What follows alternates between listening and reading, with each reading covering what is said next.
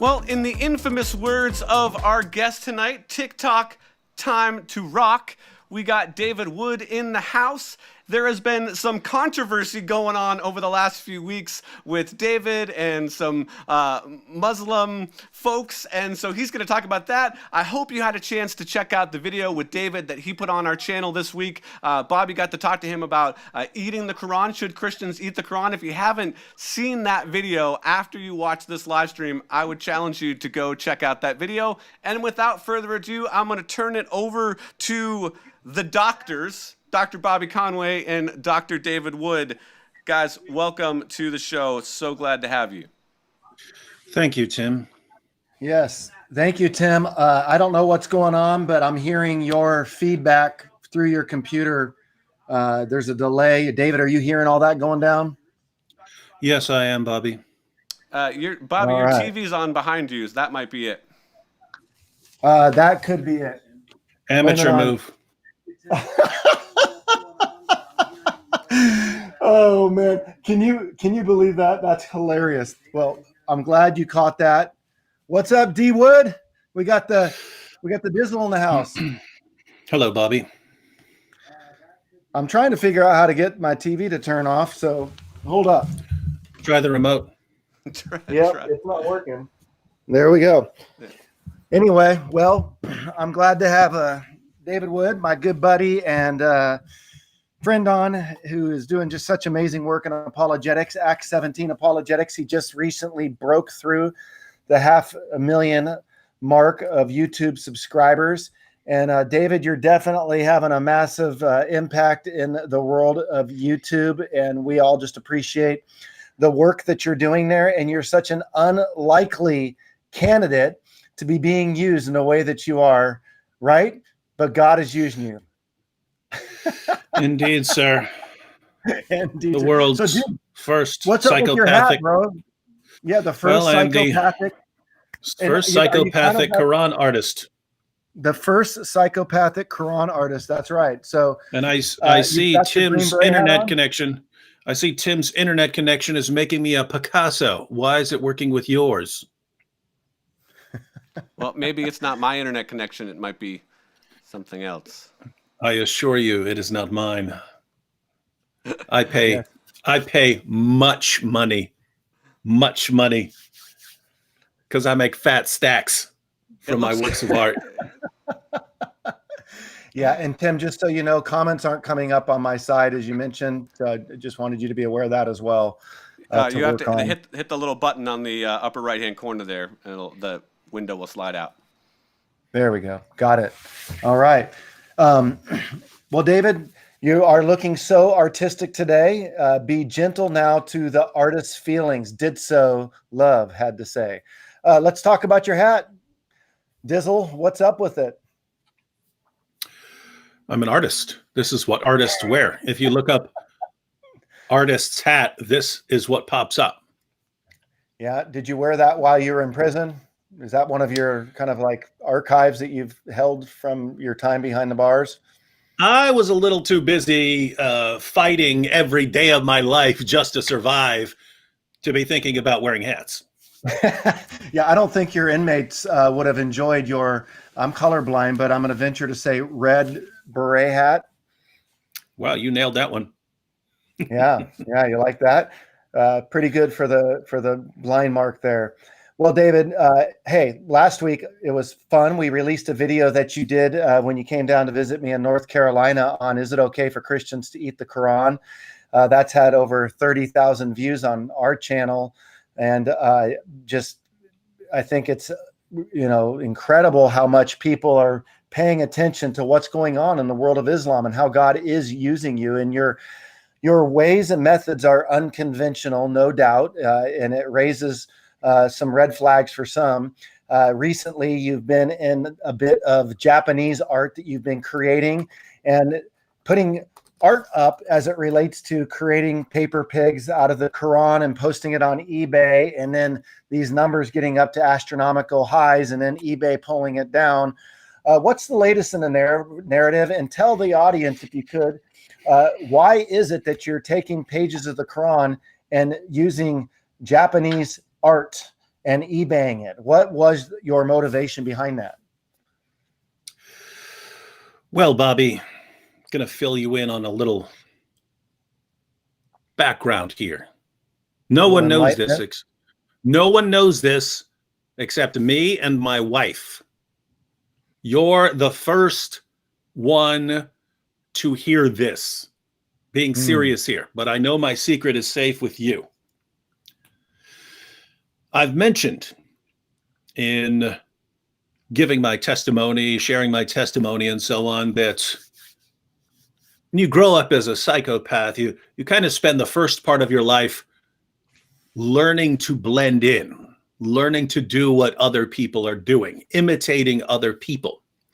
But then you reach a certain age in your teens where you're thinking, why am I imitating these people, right? You become a kind of like narcissist and thinking, why am I living by the same rules? Why am I making myself live by the same rules that everyone else is living by?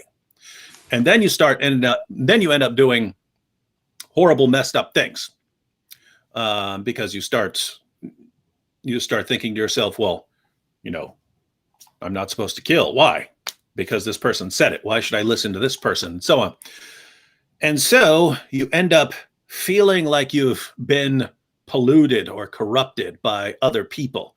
And you start trying to strip all of that stuff away to get to the real you, the true you that has been uncorrupted by the rest of the world. So the artistic you. Yeah. So you have the first part of your life, and that's learning to blend in. And then you have the next part of your life, which is breaking free from all of that. Then I became a Christian. And then as a Christian, I actually believe in a moral standard. I believe that Jesus is Lord. I believe that we have to, strive to imitate Christ and so on. But you also start kind of doing things that you just see other Christians doing. You know what I mean?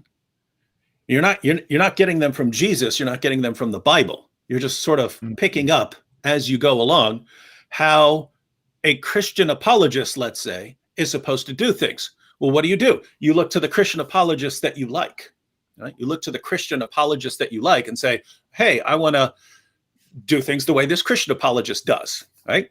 And so after becoming a Christian, then deciding to be a Christian apologist, you spend your time sort of imitating other people and so on. But then once again, you get to a point where you're thinking to yourself, this isn't really me. It's kind of not the real me. Yes, I still believe Jesus is Lord. Yes, I have to imitate Christ, but there's all this other stuff that I kind of picked up along the way that I'm living by, that I didn't get from Christ. I didn't get it from the Bible. It's just, this is how Christians do things. And so now I'm kind of at the point in life where, why am I doing that? It's not the real me. We have to get down to the real core. And at my core, I'm an artist. Oh man, David. Well, I'm so sorry to laugh on your artistic look. I think you look great. It's really fitting, the red beret. Kind of goes with the slip. You just need to put on the slip that you've worn in past videos. It really kind of create a great combo look, Bobby, that is such a 2012 thing of you to say. All right, artist. So do you have a new name? Like, as you've kind of come into your identity, do we have a new name? Do you want to be referred? I mean, you've called yourself the Dizzle for so long. I mean, is it time for something new, something bold, something more in line with your new fresh identity and your understanding of your new revealed self? No, the Dizzle has always been the artist. At the end of the day, when you think of what is the real you, I seem to be some sort of strange collection of alter egos that are created for specific purposes. Yeah. And when it comes to making artwork out of the Quran, well, then that is just the work of the Dizzle. Understand? Yeah. So Because the I'm spitting Dizzle. some knowledge. I'm spitting some knowledge to you right now, Bobby.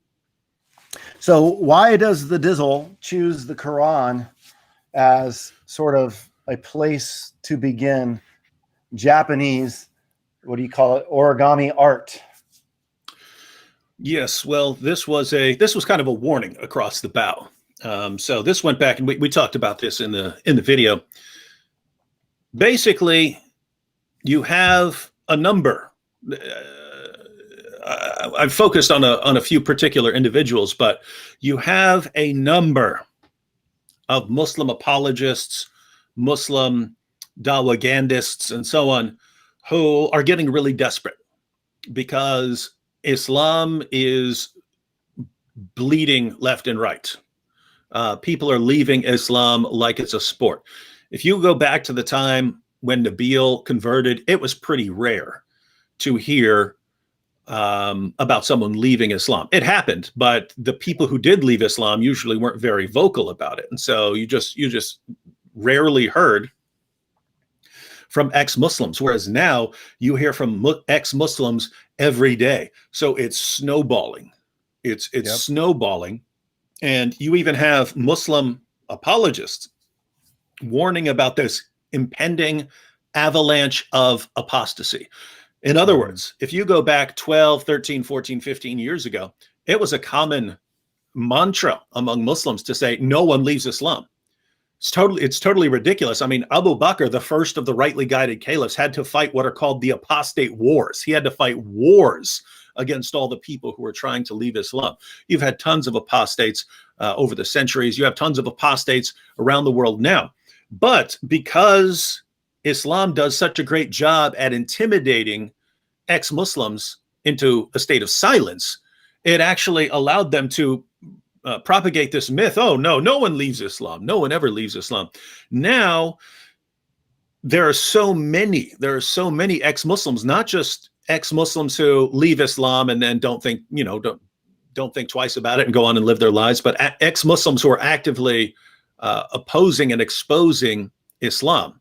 You have those kinds of Muslims, and at the same time, you have all of these other myths that are being shattered, absolutely shattered. So for decades in the West, one of the most popular arguments for Islam is what I call the argument from perfect preservation. The Quran has been perfectly preserved right down to the letter from the time it was revealed to Muhammad. Now, that's been completely exposed as a total fabrication. Lots of Muslims still believe it because it still takes time for this information to trickle down to them, but it's only a matter of time. The information is getting out there. You have Arabic speakers putting up multiple different versions of the Quran on the same screen, showing the differences in the Arabic to expose this just complete lie. And so what you have is the complete breakdown of Islamic apologetics. It's completely breaking down as fast as they can come up with new lies. The lies are being exposed by tons of Christian apologists, ex-Muslims, atheists. Everyone's just exposing this left and right. And so if you're a Muslim apologist, you're looking at this going, wow, just 10 years ago, things were looking really good. And now it's an epic dumpster fire. What are things going to be like 5 or 10 years from now? And so what you have is a bunch of Muslim apologists who are saying, we can't keep going the way we've been going because we see where this is leading. This is leading to, again, what Muslim apologists are calling the avalanche of apostasy that's coming. So they're terrified, they're losing their cool. And so they're trying to get crafty with new ways of doing things. They're trying to come up with new ways of doing things. In other words, they're trying to get creative. And so they're doxing people, they're threatening people, they're threatening ex-Muslims, they're heaping abuse and insults, not just on the people who are criticizing Islam, but going after their family members, targeting their family members.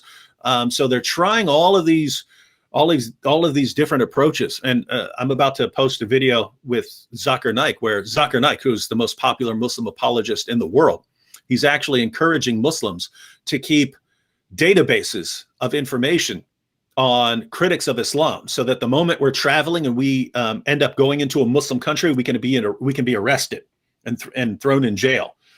And so, I mean, this is not some random fringe guy. I mean, can you imagine a Christian saying, hey, anyone who's criticizing Islam, we need to keep documents of information on them, so that as soon as they enter a Christian country, we can lock them up and then charge them for things they did in the non-Christian country. That would sound absolutely insane to us. This is the top Muslim apologist in the world who's advocating this. So basically, they're trying to get creative. They're trying to get, dare I say, artistic in their response.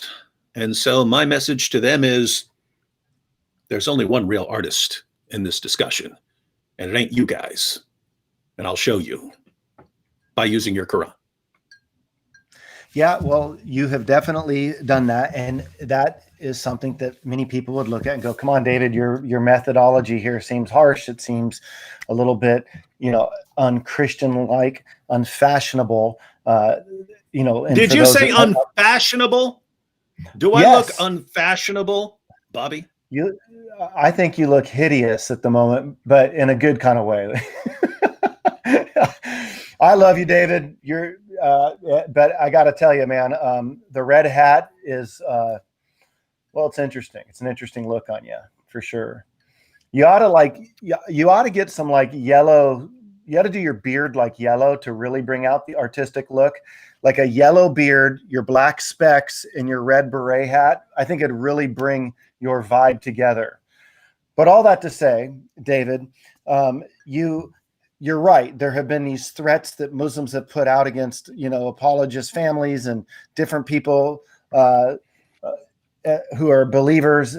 And you have went back at them, and you've based that off of a verse in the Quran that you believe that gives you some ammunition to help kind of slow down the threat. So you're sort of playing their own game. And now you've got this idea of drilling the Quran. What's that all about? What are you going to do there?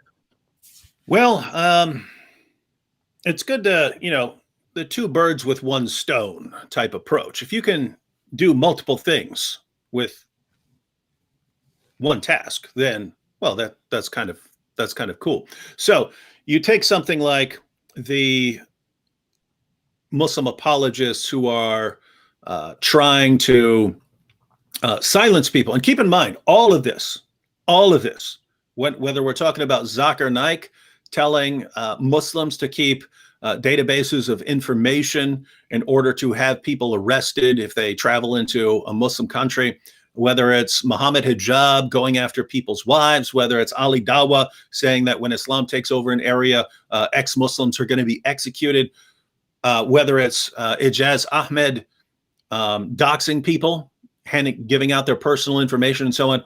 All of this, it all has the exact same goal, right? It all has the exact same goal.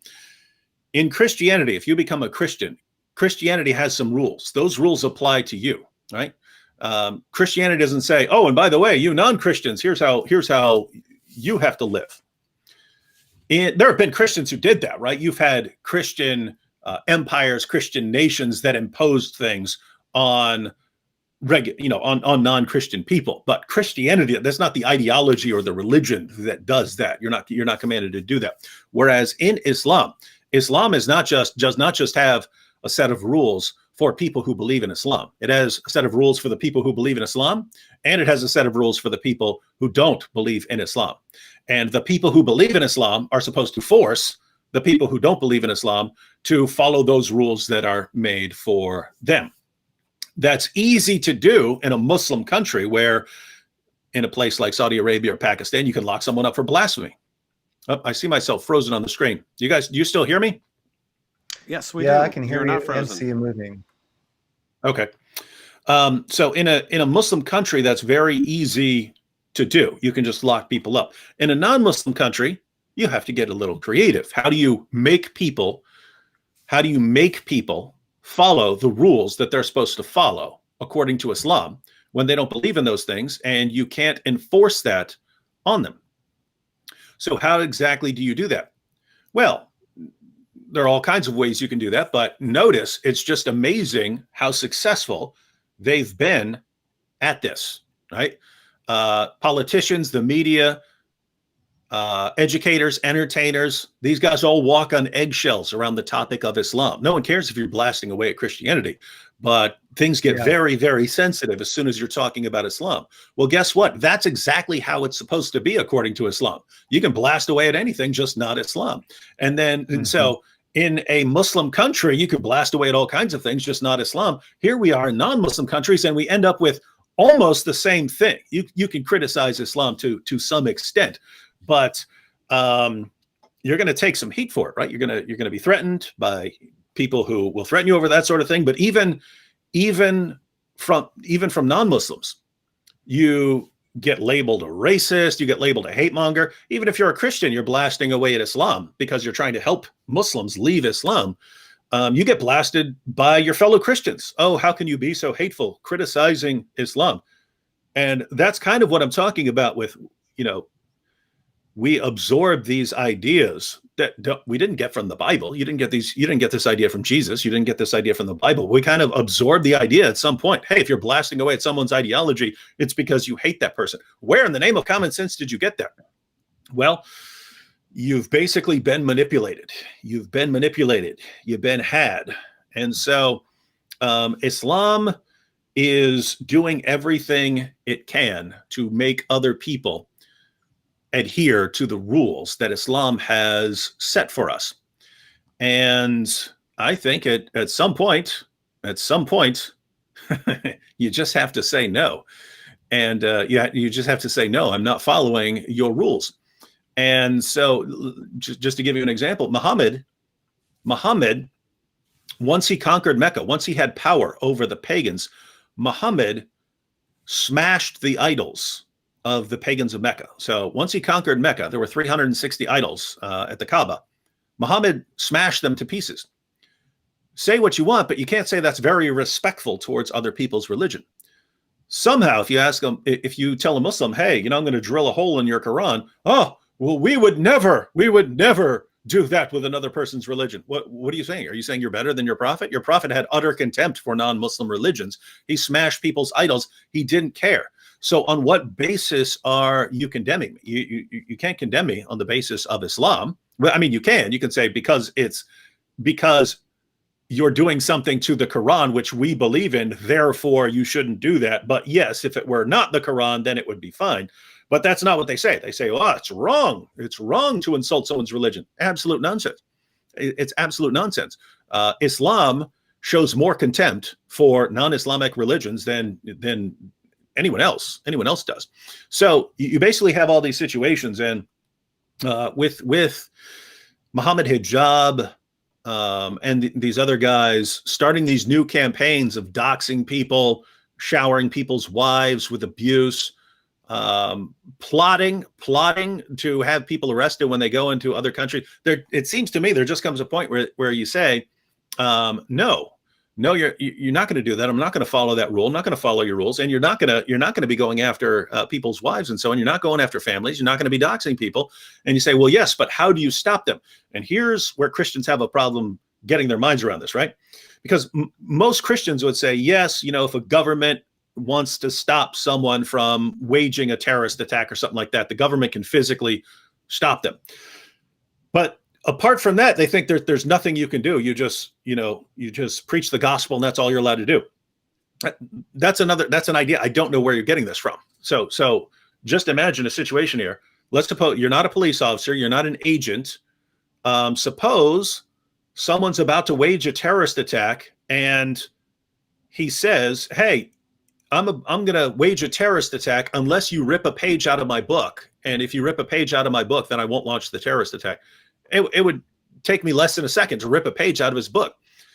Here's what's amazing. If I were to do that, I actually believe I would get criticized by Christians. I believe I would get even if I were stopping a terrorist attack by ripping a page out of the Quran. If I were stopping a terrorist attack, I'm convinced that I would get messages from Christians saying, that was so un-Christ-like what you did there. Like what? Stopping a terrorist attack? Yeah, but you insulted the person's religion. But yeah, because that's the way That's the way to get him to stop. He announced that to me. He said that to me. If you do that, then I'll stop.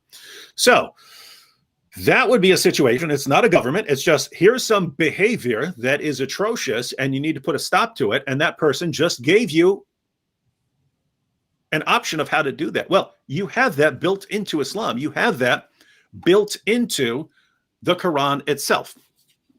That is built into the Quran itself. There is a method in the Quran, Surah 6, verse 108, where if someone is showering the unbelievers or their religion or something like that with insults and abuse, and you want the Muslim to stop with the insults and abuse, you can actually, according to the Quran, order him by threatening to insult Islam and Allah and Muhammad with abuse. And so that's according to the Quran. And the historical background is that the pagans of Mecca did not want to get into an insult battle. They were trying to live in peace and harmony, and it was Muhammad and his followers who were heaping insults on them. Well, they kept trying to negotiate. Hey, what can we do here to just stop with these stupid insults? Muhammad insisted on insulting their gods and goddesses. Well, they eventually got to the point where they said, we're so sick of this. Look, we're warning you now. We're giving you warning. Stop insulting our gods and goddesses, or we'll insult Allah and Muhammad. That's when the revelation came down. Surah 6, verse 108 says, in order to prevent them from insulting Allah and Muhammad, stop the insults, guys. So that's an order from Allah. And Muhammad and his companions, they stopped. They stopped, as hard as that was. Because keep in mind, this is the unbelievers ordering them to do something. It's the unbelievers saying, hey, we're ordering you to stop, or we're going to do this. That must have been hard, but they stopped. They stopped nonetheless. And so you could take this and look at this and say, well, what if we're not talking about a terrorist attack here. We're just talking about someone who's saying, hey, I'm going to insult your wives. I'm going to heap abuse on your family members. We're going to dox people. We're going to give out your home info so that you're always wondering what that knock at the door is. We're going to try and make you live in a state of fear, even in the West, even in places that aren't controlled by Islam. We're going to get you to be in a constant state of fear of Islam. Well, I don't believe they should be doing that, especially if there's a way that you can make them stop. And built into the Quran itself is a way to make them stop. It's, hey, you're going after people's wives. Hey, you're doxing. Hey, you're doing all this stuff. Guess what? You keep doing that stuff, I'm just going to rain down a fire of insults and abuse on your book. And I'm going to keep doing that until you just drop everything. Now, for people who have a problem with that, when Christians respond, David, I can't believe you did this. I can't believe you sunk to that level. I don't even know what you're talking. What do you sunk to what level? Not saying the level of, hey, you don't get to go around starting this campaign of abuse and harassment of women. That's the level I've sunk to. That's the level you think I sunk to. But yeah, so ultimately what you're trying to do, it doesn't look like it on the surface, but really you're after peace. You're trying to calm some of the storm down by matching strength with strength, so to speak, so that we can quit doing that nonsense and really get back to talking about why Christianity or why Islam, why one faith is more superior than the other. And so how much does being a psychopath help you with your methodology as it relates to trying to reach Muslims, David? Yeah, well, here's the thing, and this is actually an important point. Lots of Christians aren't going to do something like drill a hole in the Quran because they're concerned about the feelings of Muslims, right? Because keep in mind, there are tons of Muslims who didn't do what Zakir Naik is suggesting, didn't dox anyone, didn't hurl insults at people's wives, didn't threaten to kill apostates. There are tons of Muslims who didn't do any of this, right? So why am I going to drill a hole in the Quran or eat the Quran or fold up the Quran into, make some Quranigami? Why am I going to do that when that's going to offend those nice Muslims who aren't doing these awful things? So that's what people are lots of people are thinking. They're influenced by the feelings and so on. And guess what? The Muslims who do these things, so the Zakir Naiks, the Ijaz Ahmeds, the Ali Dawas, the Muhammad Hijabs, these kinds of people who are doing all sorts of horrible, horrible things, they take advantage of the nice Muslims that the rest of us want to get along with, right? They use them as a shield. And what they do is, so in other words, they do something like this. Hey, in order to stop critics of Islam from criticizing Islam, in order to force them into a state of silence and submission, I'm going to go after their family members, heap abuse on their family members, threaten to rape and torture their family members. And that's going to force them to be silent.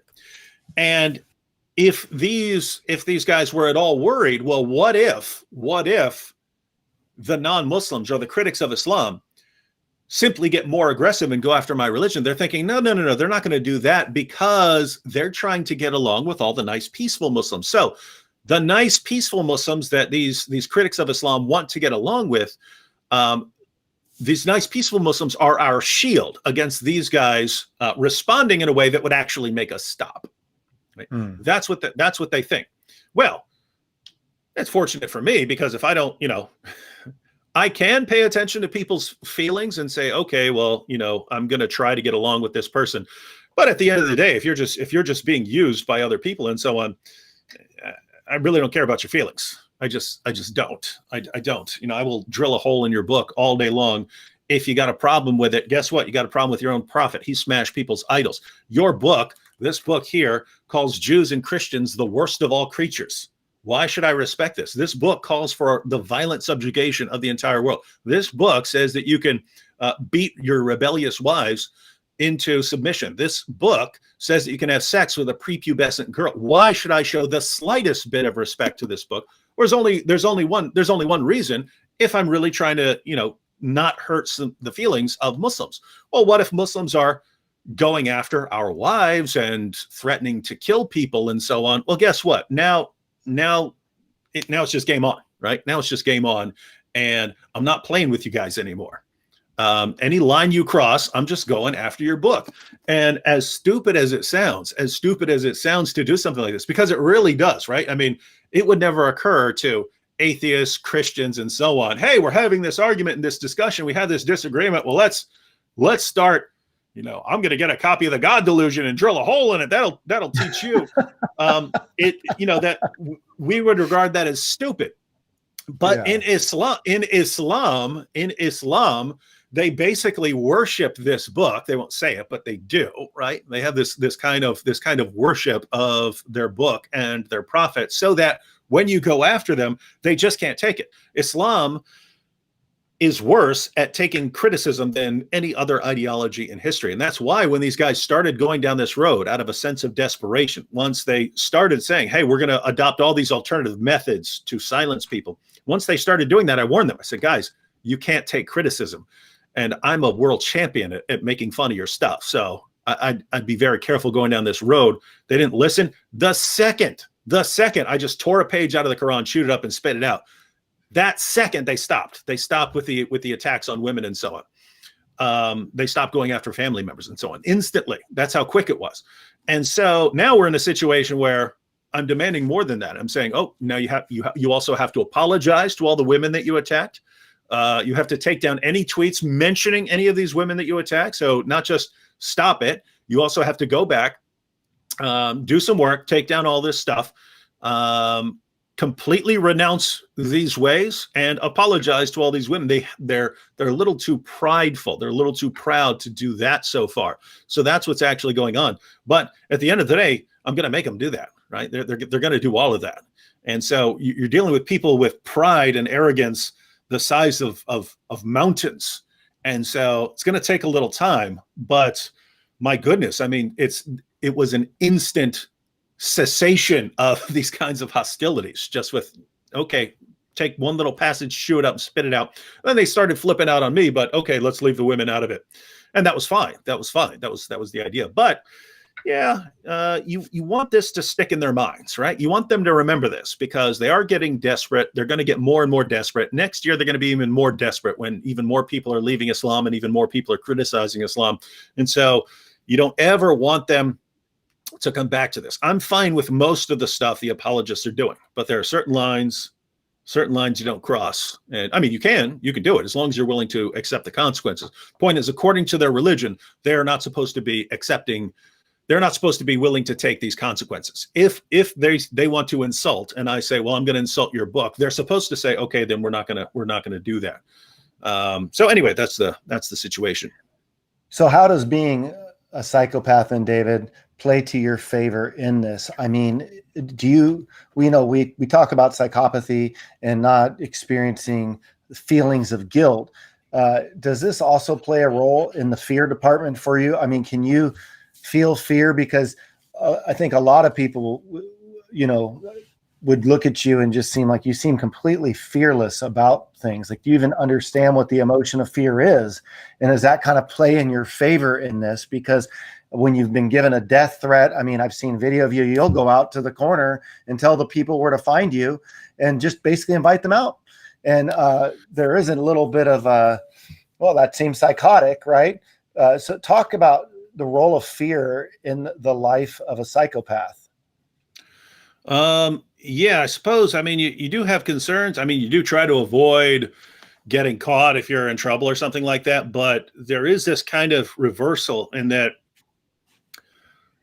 I don't know, you just like dangerous situations. You're kind of bored without dangerous situations and so on. And it's kind of difficult to describe, but it's like it's all amusing. In other words, when someone says, "Oh, if you don't stop, I'll kill you," it's like, you're so funny.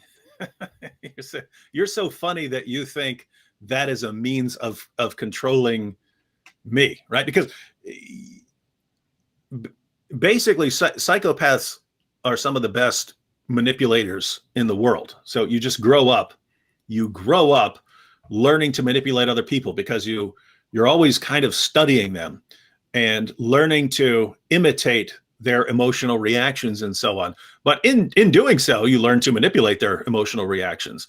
And so you become manipulators. And then you become a Christian and you say, well, I'm not going to do that anymore. But you can still see when other people are doing it, right? So you can see when other people are manipulating. And Islam has all of these. Islam at its very core is an ideology of control and manipulation, forcing people to do what Muhammad said. And it has a variety of ways. It can just be straightforward physical threats, but if it doesn't have threats, it can be just basic. It's all just basic low-level manipulation, right? It's if you do what we say, then we shower you with praise. If you don't do what we say, we shower you with abuse and so on. So it's all things like that. But this is why I said that everything these guys are doing, it's all the same goal. They just have different ways of trying to achieve the same goal, whether it's through threats of violence, whether it's through doxing, whether it's through going after family members, whatever it is. It's all with the goal of controlling you. Well, psychopaths don't like being manipulated, right? And so when you tell a psychopath, "Hey, I'm going to make you do this," then it's like, I can guarantee you I'm not going to do it, right? Yeah. There is no scenario. Once I find out what you're trying to do, and I know that you're trying to control my behavior, there's no scenario where I'm going to do what you're saying that I should do. And so that's what I mean, that it ends up just being kind of adorable and amusing that, oh, we're going to threaten you. Oh, we're going to insult you. Oh, we're going to make fun of you, and we're going to keep doing this until you do what we want. And it's like, serious, guys, this is all hilarious. And, at the end of the day, what's the most you can do to me? Saw my head off? I'm going to die one day. I'm going to die one day anyway. It seems like a cool way to go. So, look, I'm going to tell you, Bobby, it's always in my head, man. I got these 1,000 and some change videos. one of these guys actually saws my head off, it's really going to boost interest in my videos. And then my channel, after my head gets sawn off, is just going to go through the roof and expose this stuff even more. And so, yeah, and it would. I mean, if somebody went about doing that, all it would do is just help leverage it. I've heard you say before too, things like, I'll just get a life insurance plan out and donate it all to expanding, apologetic ministries that are exposing Islam, if anybody wants to do anything to me. So you definitely are antagonistic in that way, but also you're just trying to make sure that you do everything you can do to expose the beliefs of Islam. You mentioned, David, that there is an avalanche of apostasy that's taking place.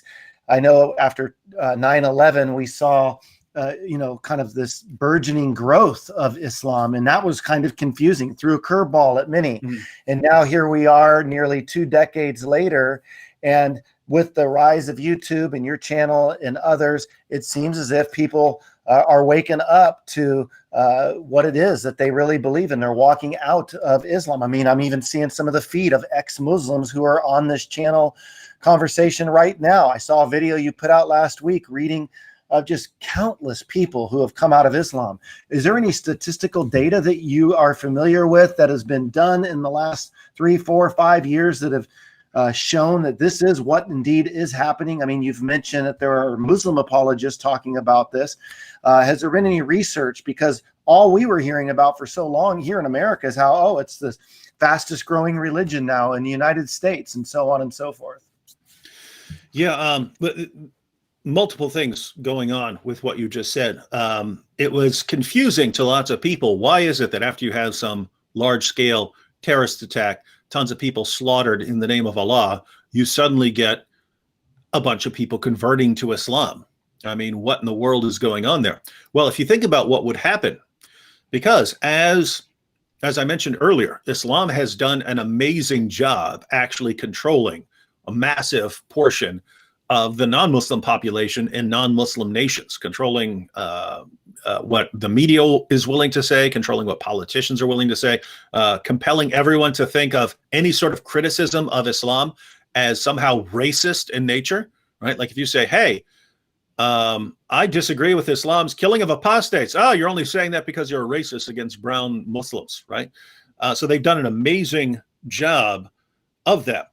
Well, because politicians and the media and so on ended up like that, well, what happens after every single terrorist attack? What happened after 9/11? What happened after the 7/7 bombings? What happened after all of this? Well, every time there was a terrorist attack, the politicians and journalists would parade a bunch of peaceful Muslims on television and at speaking events to share the true version of Islam, the peaceful, wonderful, pure monotheistic worship of the one true God that respects Jesus and loves Mary, right? So basically, the more terrorist attacks we had, the more free publicity and the more time spots Muslim apologists and Muslim evangelists had, right? So all people would hear it. Oh, there's a terrorist attack, and let's turn the news on. Oh, look, Muslim preachers and everyone else telling us that no, the real Islam is peaceful and wonderful, and man, it sounds like the greatest thing in the world. And some people convert based on that nonsense. So you had a lot of people converting and so on, but you had some interesting statistics even back then. So even in like 2006, 2007, 2008, and so on, even back then, it was a known statistic. And I got this from Muslims. I got this from Muslims who were warning other Muslims, just like Muslims now are warning about the avalanche of apostasy. Even back then, they were pointing out it's a statistic that of people who convert to Islam, more than half, and this was specifically in the United States, that of the people who convert to Islam, more than half of those people will leave Islam within 2 years. And so the message was, hey, we're celebrating all these conversions, but keep in mind that over half these people are going to be out of Islam in 2 years.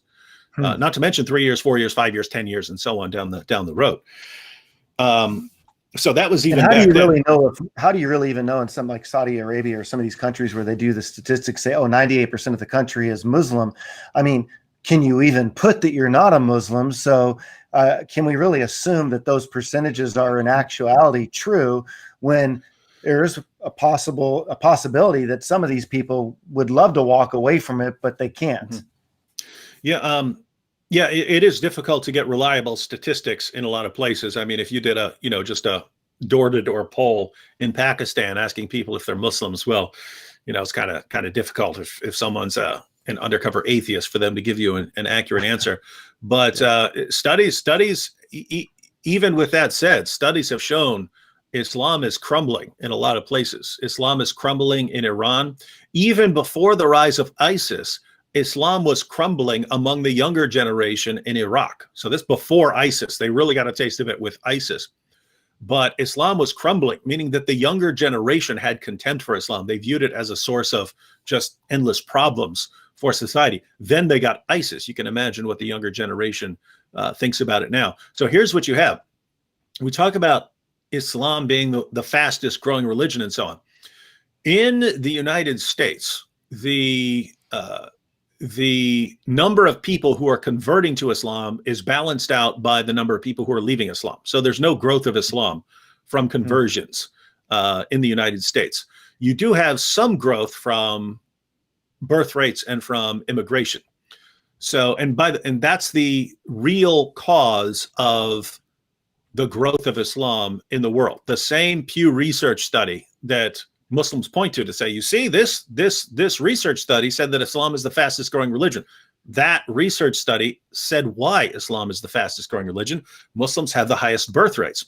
If you start investigating why Muslims have the highest birth rates, whether you're talking about Europe, whether you're talking about the Middle East, whether you're talking about Africa, whether you're talking about Asia, wherever you have a sizable number of Muslims, they have higher birth rates than anyone else. Mm-hmm. Once you start looking into why do Muslims have the highest birth rates, you start examining this and trying to figure it out. Well, you find out that because of Islam's impact on women in lots of places, not in all, and there are places in the Muslim world where women go away to college and so on, but there are also lots of places where that's strongly discouraged. Places like Afghanistan, where they'll shoot you or blow you up if you're a girl and you're trying to go to school.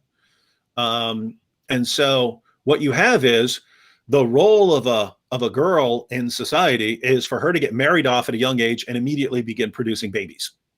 And so if you imagine a young woman in the West, so she's a girl, she goes to school. She graduates high school. Maybe she goes off and starts working then, or she might go on to college.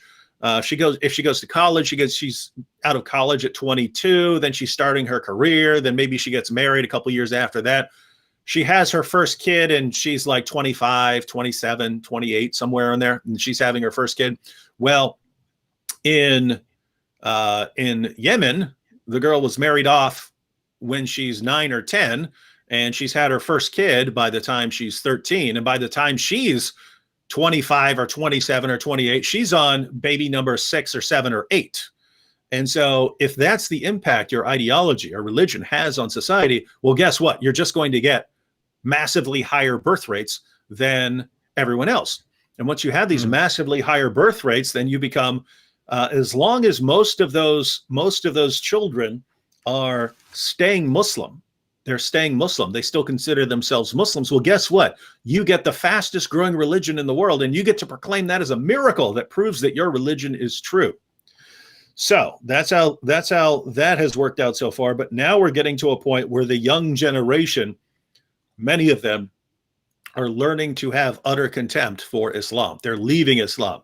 And so what happens? What happens when we get to a point where the number of people who are leaving Islam, whether they become Christians or whether they become atheists, whatever they do, what happens when we get to a point where the number of young people leaving Islam overshadows the number of young people who are being born as Muslims? In other words, once that growth rate, once that Islam is the fastest growing religion because of high birth rates, once that's balanced out by young people leaving Islam, what happens? Well, you get this again. It's This isn't us calling it an avalanche of apostasy. This is Muslim apologists who are looking down the road. They're saying, look at all these apostates now. This is snowballing. 10 years ago, we had hardly any. Now we're having tons, and it's getting worse because back then we only had a few apologists dealing with Islam. Now we've got endless apologists dealing with Islam on Twitter, on Facebook, on YouTube. They're everywhere. What are we going to do? How are we going to stop this? We're getting blasted from every side. They understand that the number of people leaving Islam is soon going to, again, overshadow the number of Muslims who are being born to Muslim parents. And that's when Islam is just simply in free fall. And so David, I've interesting got times. Yeah, it is interesting times, and I appreciate your analysis there. I've got 2 questions that I'd love to ask you in our remaining time. We've got a lot going on the comment board, and it's just going to be hard to really get into some of the Q&A. I know we've got you for about another 5 to 10 minutes here. So the 2 questions that I would have for you is, let's just kind of say you're on the 1 minute apologist, so keep it brief.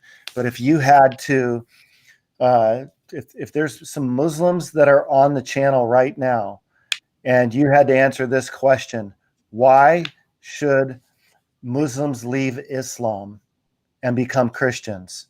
What would you say?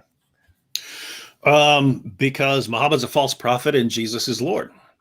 And Muslims who think it's silly to think that Muhammad is a false prophet, guys, just take any reasons. Just pause right now and think, why do I believe in Islam?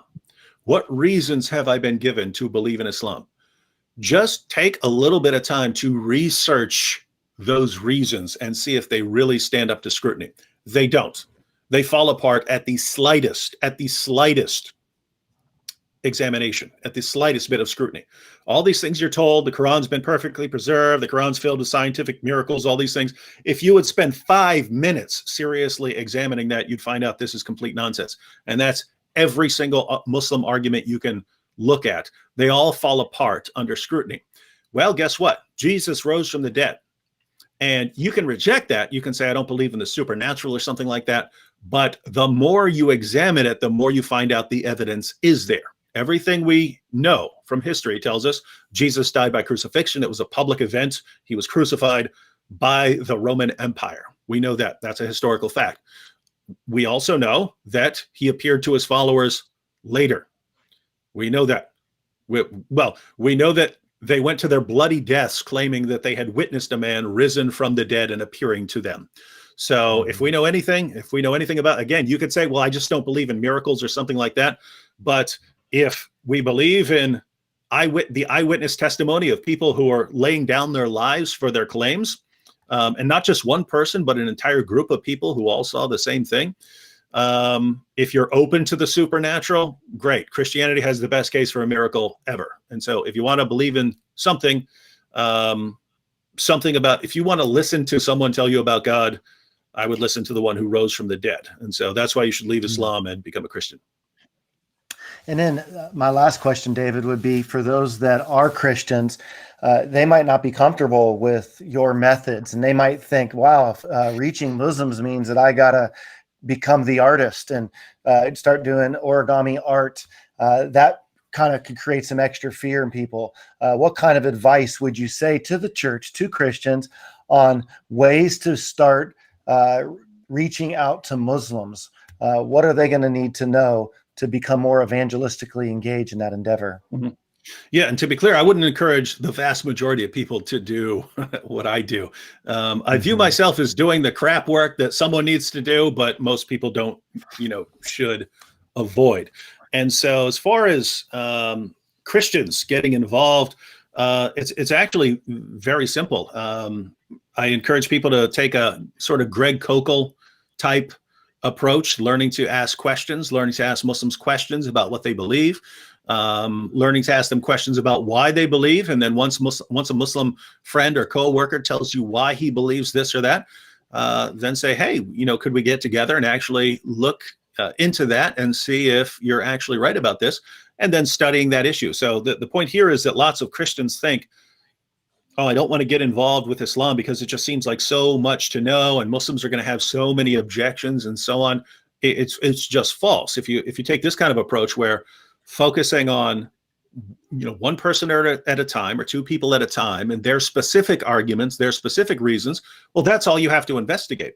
But as you keep doing this, you're going to find out Muslims tend to have most of the same objections and arguments over and over and over again. So once you've talked to one Muslim, you're pretty well prepared for the next. And after you've talked to 10 Muslims, you're pretty well prepared for anything that's going to happen. I would encourage people to learn to respond to Muslim arguments, just because there are Christians who think, nope, we preach the gospel, but we do not criticize opposing positions. Almost the vast majority of ex-Muslims I've heard from, and I've heard from a ton, I hear from lots every single month.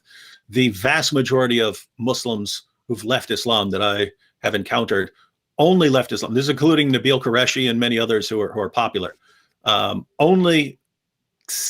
Only seriously considered alternatives to Islam after their confidence in Islam was shaken by learning, by having their arguments exposed and criticized. And so when you tell me, oh, nope, we don't criticize Islam, you're basically saying we're going to let the Muslim apologists get away with lying to all these people, filling their heads with complete nonsense, and we're not going to expose the lies.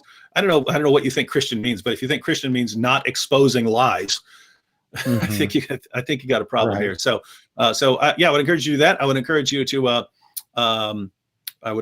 to be bold, be fearless, not to be worried that someone's going to chop your head off. If I'm not getting my head chopped off, then you're certainly not going to get your head chopped off. And as for the people like me who have to sometimes take things in a different direction, just understand at the end of the day, sometimes it's good to have a psycho on your side. Oh, David, man. Hey, I'll tell you, it also takes patience. And that's one of the things that you modeled with Nabil. I mean, what was it, like 4 years before Nabil ended up giving his life to Christ? Yeah, 4 years. Yeah. So, I mean, that took a lot of patience. And I'll go ahead and add, Bobby, there were Christians during that time saying, look, you're wasting your time, because a lot of Christian evangelism in the West has been sort of geared towards this. We've absorbed a kind of Billy Graham crusade mindset with evangelism, right? You get up, you preach, a bunch of people come forward. If they don't, well, that's on them. And the reason that was such a successful method of evangelism was, well, there were lots of people who were already prepared. They already believed in God. They already believed in the Bible. They already believed in Jesus. They just never made any sort of commitment. So you call them, hey, you state the gospel clearly to make sure they understand it. And then what are you waiting for? And lots of people would convert. Well, now you got people who don't believe in God, or they believe in completely different things about God. If you're talking about Muslims, you're talking about people who believe the exact opposite of basic Christian doctrines, right? So they believe it would be horrible for God to be a Trinity, or they believe, God to be a Trinity, or Jesus to be Lord, or it would be immoral for Jesus to take the punishment for sins upon himself. They believe the opposite of Christian doctrine. And so these things are going to take some time. These things are going to take some time. And so if you have, this mindset of, hey, I'm going to go preach the gospel to this Muslim and so on, and it can happen, right? You can have people who convert very rapidly and so on. But basically for a Muslim even to understand what you're saying with the gospel, or let alone to think that it's true, that normally takes a lot of serious reflection on his part. And that only comes by spending a long time. And you're talking about, it could be years. And by the way, the statistic on that back in, the 2005, 2006, the statistic was that among Muslims who convert to Christianity, it took on average 7 years from the time the gospel was presented to them before they actually converted. So you're talking 7 years. So we talk about 4 years with Nabil. That's actually on the quick side of things. So you got to be ready for this. Got to be in it for the long haul. But it's worth it. So and all the Christians who are saying, David, you're spending so much time talking to this one guy over a period of years. You could be talking to so many people who are more open. Look, this guy's so close-minded. You're spending all this time on him. Well, guess what? Muslims make really cool Christians. So it seems like it's worth it. Yeah, Nabil went on to be used greatly by the Lord to reach a ton of people. As we wrap up, I saw a comment come through. It said, well, there's been a lot of Christian apologists in the last 10 years, and their work's been emerging and it's been growing, yet there's still a lot of apostasy in the church.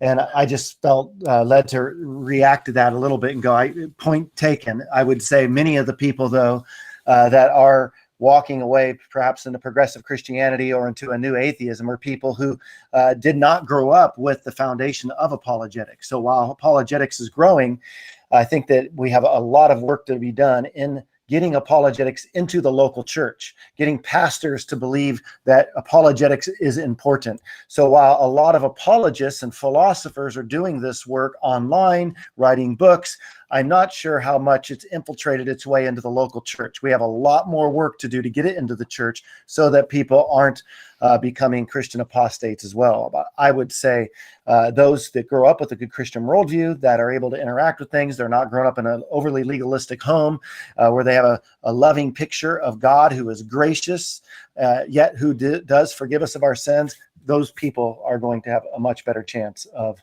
walking and living for the Lord. Well, our guest today has been the great artist, David Wood, and I'm just so thankful to have you on today, buddy. Appreciate you taking time out of your busy schedule.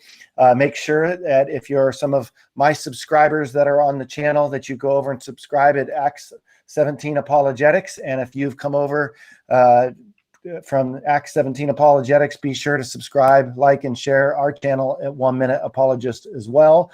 We've got a video coming out this week where David Wood answered on 1 Minute Apologist the question, are there any similarities between radical Islam and Black Lives Matters? And I think that you'll want to see this video. He brought out some very insightful points, and we will release that this week as well for you to be aware of. So again, David, thank you for your time. Tim Hull, I bring you in. Is there anything for wrap-up purposes that we need to be aware of? Oh, I would say my wife and I do a lot of stuff on mental health this Thursday at 5:15. Heather and I will be doing for ADD Awareness Month. We'll be talking about, understanding and overcoming some of the trappings of the ADD lifestyle. 3 of the 4 of us in our home got ADD. So if you want to know how to deal with ADD issues and how to parent kids that might have ADD, join Heather and I. We take that on believing that the church truly needs an apologetic for mental health issues. The church has dropped the ball big time as it relates to discerning the difference between a moral issue and a mental health issue. And so we're here hopefully to be a resource and to help. Tim, any final thoughts? 1 second. David? Speaking of moral and mental health, whatever weird issues you guys have that makes you from completely different parts of the country get the exact same haircut, you need to deal with that. And I suggest therapy, but go ahead. Always a good word. Says the dude who's sitting with a red beret on his head, right? If you're not artists, you're not artists. You got no excuse. Oh man, David. What's up, Tim? Nope. Thank you so much, David, for being here. It was awesome. I was reading the chat the good portion of the time. It was very lively as always. And we'll end with a reminder of our apologetics crash course that's available. And we'll see everybody next time. For sure. Peace out, everybody. Thanks for joining. Apologetics helps us to feel more equipped and confident in doing evangelism. Look, if I could take a few hours with you to help you to feel confident in sharing the gospel and defending the truth of Christianity, what would I want to say? If I could just distill what I would want to say to the local church on why it is that we can be confident in presenting Christianity, well, this is it. It's a crash course.